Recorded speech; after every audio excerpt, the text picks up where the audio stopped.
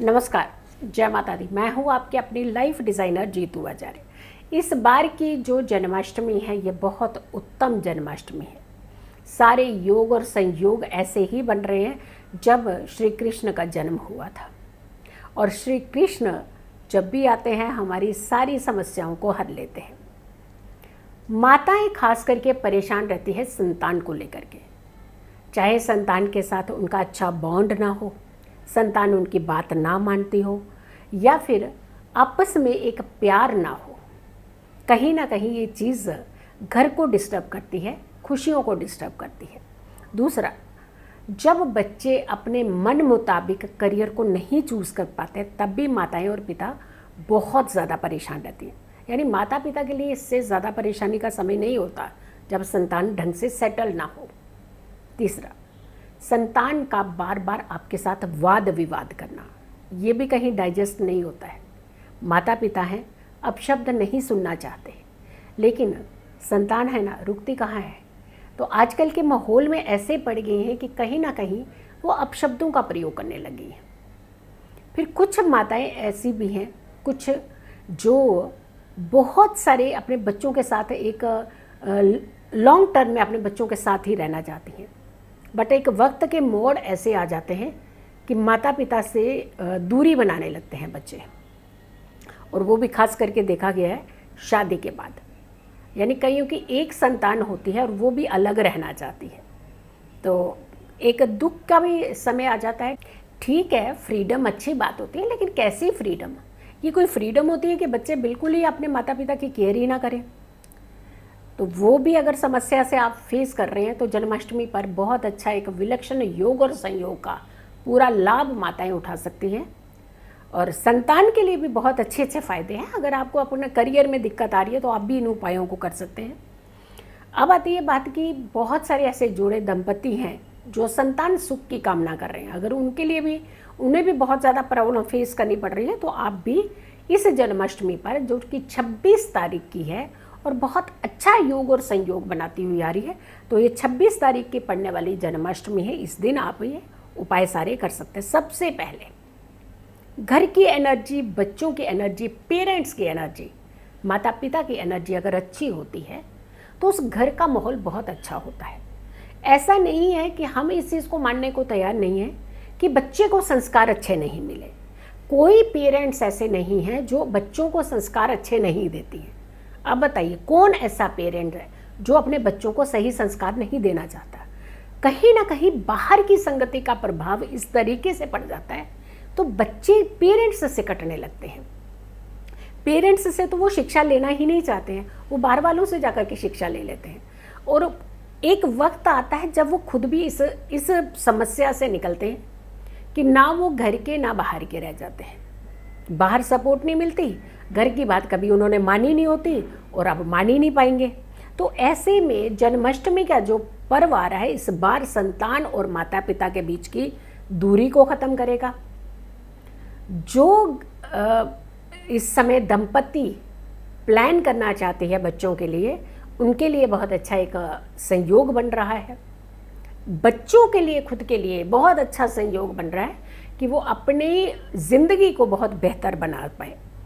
कभी कभी एक समय आता है जब हमें एक ऐसे योग और संयोग से लाभ मिलता है कि हम अब थोड़ा सा जिस गलत दिशा की तरफ बढ़े जा रहे हैं वहाँ से थोड़ा सा रुक जाएं। तो ये ऐसा ही कुछ मौका। सबसे पहला उपाय बता रही हूँ। आप ये गौ माता देख रहे हैं मेरे हाथ में, ये ऐसे ही गौ माता नहीं है, ये बहुत बड़ी एनर्जीज हैं। अब इस एनर्जी को आप किस तरीके से फील करना चाहते हैं? सबसे पहले तो आप ऐसी 33 कोटि देवी देवताओं का वास होता है, कहते हैं गौ माता में। अब शहरों में तो ऐसा तो है नहीं कि हर कोई अपनी गौ माता को ले आएंगे और अपने फ्लोर वाइज में कहीं बांध देंगे, ऐसा तो नहीं होगा। गांव में तो ये संभव है कि गौ माता को अपने घर में सेवा के लिए ला सकते हैं, लेकिन स्पर्श कर सकते हैं। बट शहरों में थोड़ी सी ये समस्या होती है, तो हम ये कहेंगे कि एनर्जीज किसी भी चीज़ से आप हासिल कर सकते हैं। गौ माता ऐसे लाइए जो बछड़े के साथ हो, इसे आप जन्माष्टमी के दिन में ले आइए अपने घर में। और कृष्ण जी की तस्वीर के आगे गौ माता को बछड़े के साथ में रख दीजिए, यानी इन्हें विराजित कीजिए। हर दिन माता पिता भी और बच्चा भी गौ माता का स्पर्श करें, पूरा अच्छे से स्पर्श करें, बछड़े का स्पर्श करें, पूरी गौ माता का स्पर्श करें। ये देखिए, आपको मैं पूरा ऐसे बता रही हूँ, पूरा अच्छे से स्पर्श करें। इनकी ये जो गले में देखिए एक घंटी है, इस घंटी को छुए, इनकी हर चीज़ को एक स्पर्श करने का प्रयास करें।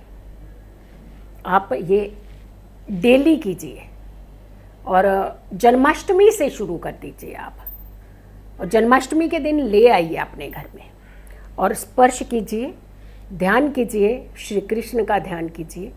आप जैसे जैसे आप इसका स्पर्श हर दिन करेंगे, आपके और बच्चों के बीच में एक बहुत प्यारा सा बॉन्ड होना शुरू हो जाएगा। आप यकीन मानिए, आपने इतना चेंज कभी नहीं देखा होगा अपने में और बच्चों के बीच में जैसा आपके घरों में होना शुरू हो जाएगा। तो ये पहला उपाय है जो आपने करना है। और दूसरा उपाय अभी बता रही हूँ मैं, मोर पंख लीजिएगा। श्री कृष्ण को सबसे प्रिय है मोर पंख। आप मोर पंख लीजिएगा और मोर पंख का स्पर्श भी आपने हर दिन करना है। और ये मोर पंख जो बच्चे पढ़ते नहीं हैं खास करके, उनके स्टडी टेबल पर लगाइए। ये मोर पंख जो बच्चे भागते हैं अपनी किताबों से, उनकी किताब में रख दीजिए। और ये मोर पंख बच्चों की, जहाँ बच्चों की खास करके स्टडी का टाइम होता है, ये बहुत सारे बच्चे ना आजकल बेड के ऊपर बैठ के पढ़ने लगते हैं। हम कहते हैं कि बेड के ऊपर बैठ करके मत पढ़ा करो। आप हमेशा अपनी एक प्लेस तैयार करिए जहाँ आपको पढ़ना है, जो भी आपको पसंद है। आपने अपना एक सिटिंग, एक चेयर, एक गद्दी, एक कुशन, हर दिन जब हम आसन पर बैठ करके पूजा करते हैं तो वो आसन भी अभिमंत्रित, एनर्जेटिक हो जाता है। तो सोचिए, जब आप एक जगह पर बैठ करके, एक स्थान पर बैठ करके किसी भी पूजा विधि को करते हैं या किसी भी एनर्जीज़ को हासिल करना चाहते हैं, वो एनर्जी बहुत अच्छी बढ़ने लगती है। तो बच्चों की स्टडी टेबल पर ये मोर पंख जो है वो आप रखिए और साथ के साथ बच्चों को बोलिएगा इसका स्पर्श ज़रूर डेली करना शुरू कर दें। इससे बच्चों की एक बड़ी पॉजिटिव एनर्जी होगी, जो एक मानसिक तनाव है वो दूर होगा और एक इनका विजन एकदम क्लियर होगा कि इनको क्या करना है, किस ज़िंदगी की तरफ बढ़ना है। बुराइयों को ये अपने आप छोड़ने लगेंगे, अच्छाइयों को ये अपनाने लगेंगे। और एक उपाय, माखन मिश्री का कृष्ण जी को भोग लगाना शुरू कर दीजिए। अगर आपने अभी तक ये सब नहीं किया है तो करिए ज़रूर, और यहीं से शुरू कर देना है, क्योंकि जन्माष्टमी पे तो आप लगा देते हैं लेकिन आगे बस बंद कर देते हैं, फिर पूरे साल में एक बार लग करते हैं उनको भोग। हम ये कह रहे हैं कि 40 डेज़ लगातार कीजिएगा। जन्माष्टमी से शुरू कीजिए। थोड़ा सा माखन रोज़ घर में निकाल लीजिए। माखन से आपने श्री कृष्ण को भोग लगाना है और उसी माखन से तिलक आपने अपने बच्चे को लगाना है। आप देखिए कितना विजन उनका क्लियर होता है, कितना अच्छा माइंड, कितनी अच्छी सोच उनकी डेवलप होती है। देखिए एनर्जीज जो है ना, पेरेंट्स से ही घर के अंदर थोड़ा सा क्रिएट करेंगे। हाँ, ये बात अलग है कि बाहर का प्रभाव होने से बच्चे इन चीज़ों से कटते जा रहे हैं, लेकिन बाकी चीज़ों के लिए भी तो पेरेंट्स मना रहे हैं ना, उन्हें मना ही लेते हैं ना। बहुत सारे तिगड़म तरीके, टेक्निक्स आती हैं मनाने के लिए। बाकी चीज़ें तो आप मना लेते हैं, इसको भी मनाइएगा, तिलक लगाइएगा। 40 दिन लगातार, रविवार को छोड़ करके 40 डेज़ करना है आपने, संडे नहीं करना है। 40 डेज़ रेगुलर करना है और जन्माष्टमी से आपने शुरू करना है इस उपाय को। तुलसी और मिश्री का भोग लगाना है श्री कृष्ण को।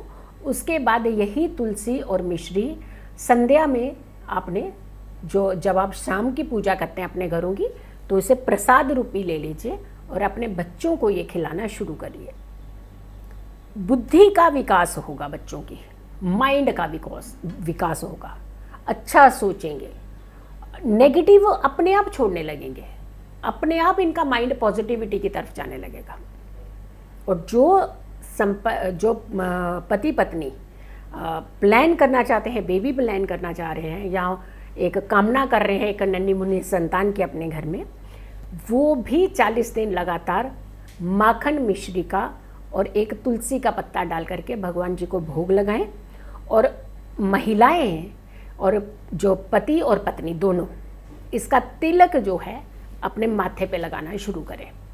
यकीन मानिए बहुत जल्दी आपकी इच्छा जो है पूर्ण करेंगे श्री कृष्ण।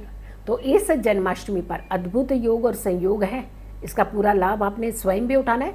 और इस वीडियो को इस बार बहुत सारे लोगों को ज़रूर शेयर कीजिएगा और मेरी आने वाली हर वीडियो को ज़रूर देखें।